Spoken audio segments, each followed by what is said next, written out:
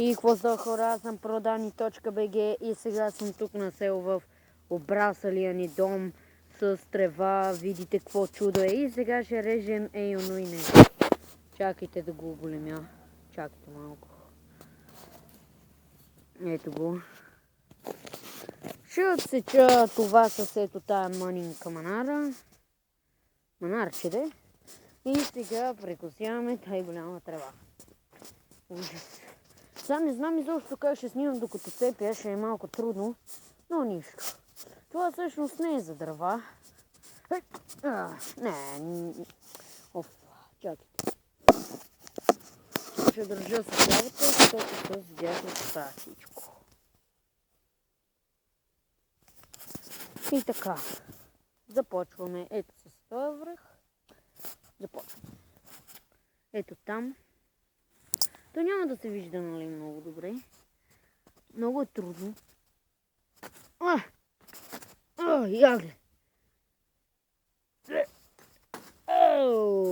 Отякох. Това.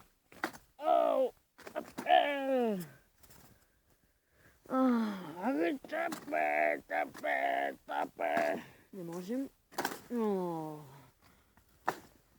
Ето виждате как безмилостно го режа.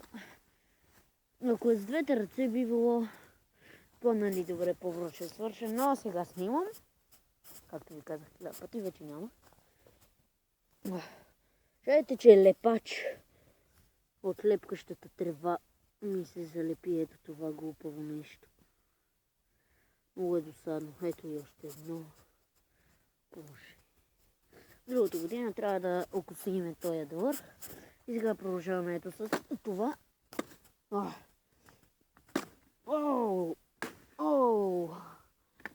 Майняй се, бе. Майняй се от този свет, бе. Майняй се. Видете ли го? Като самурай Джак. Чакайте. Ужас. Още лепачи. Абе, мамка ви. Ей, мани няма от тука. Техника. Така, ето и там. Ау! Това му удари. Аз го сека отдолу. Викам на дядо.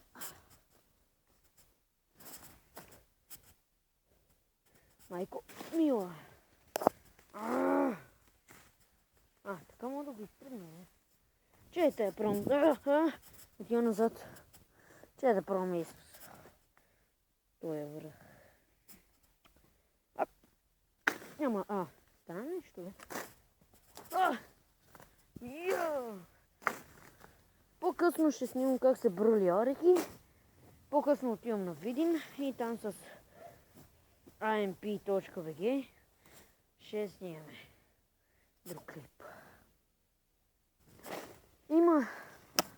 Познавам много ютубъри като prolucky.bg, той ми е най-добрият приятел. Ние се познаваме от училище. Познавам един Никола Кръстев, но той го е срам да снима Той го е срам да се снима. Ягле, не мога да го отсечем. Вече няма си личете, малко се почина. Много е срам да снима.